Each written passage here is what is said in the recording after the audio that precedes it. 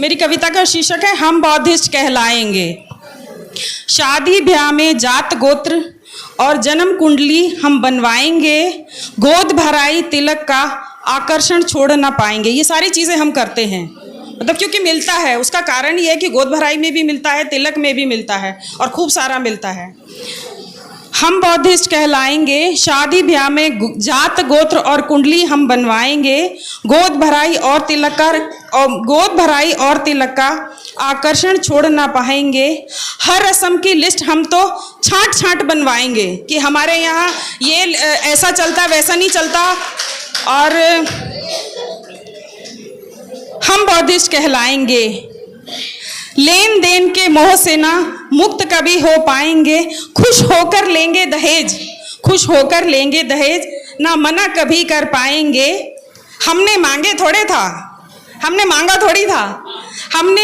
थोड़े था, ये भी कहते जाएंगे, मन ही मन खुश होकर वो सब स्वीकार करते जाएंगे। लड़की की शादी में वो फिर ये गाना गाएंगे, मतलब जब वो लड़कों की शादी करते हैं तो चुपचाप सारा कुछ ले लेते हैं, लेकिन जब लड़कियों की शादी करते हैं तब वो क्या कहते हैं, लड़की की शादी में वो फिर ये गाना गाएंगे, बौद्ध धर्म में नहीं दहेज। जब लड़की की शादी करते हैं कि बौद्ध धर्म में नहीं दहेज, हम कैसे अपनाएंगे, हम बौद्धिस्ट कहलाएंगे। सेंदूर बिंदिया पायल बिछिया सब कुछ करते जाएंगे, सेंदूर बिंदिया पायल बिछिया सब कुछ करते जाएंगे। बड़ों की सम्मान की खातिर मुंह पर टेप लगाएंगे कि ये तो बड़ों का सम्मान होता है, इसलिए चुप रहना चाहिए, बड़े बूढ़ों के लिए सब करना पड़ता है।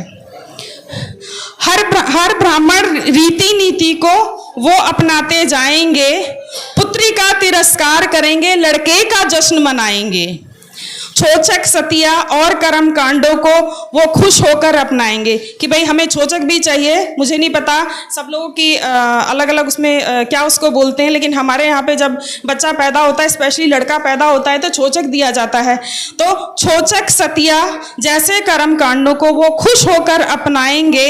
कपड़ा जेवर खान पान फिर से लिस्ट बनाएंगे, लड़की वालों को थमा कर फिर वो निश्चिंत हो जाएंगे कि ये सारा हमारे यहाँ ये चलता है, इतने कपड़े, इतना लड्डू, इतनी मिठाई, ये सारी चीज़ें बताए, बच्चे के लिए इतने जोड़ी कपड़े।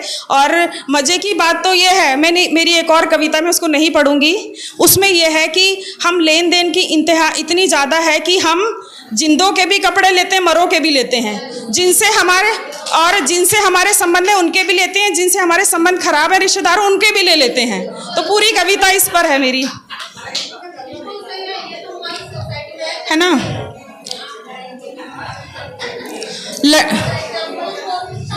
लड़की वालों को थमाकर फिर वो निश्चिंत हो जाएंगे, हम बौद्धिस्ट कहलाएंगे। सावन आते ही सिंदारों की खूब ही मौज उड़ाएंगे, लड्डू घेवर इमरती का वो तो लुत्फ उठाएंगे। बौद्ध धर्म को धकिया कर पितृसत्ता का परचम लहराएंगे, हम बौद्धिस्ट कहलाएंगे। भात शादी की आन बान शान, कि भात के बिना शादी नहीं हो सकती है ना। भात शादी की आन बान उसे कैसे भूल पाएंगे, चुन चुन कर गुनगुन कर हम तो फिर से लिस्ट बनाएंगे।